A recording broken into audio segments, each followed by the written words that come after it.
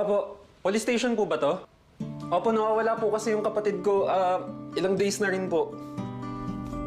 At may nakita kayong bata na medyo mga ganito po katangkad. Tapos yung medyo chubby po. Wala eh. Sorry ha. Hello, good morning. Ito po ba si Anton Mendoza? Speaking po, sino po to?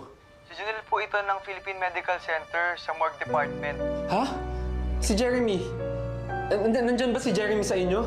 Ano nangyari sa kanya?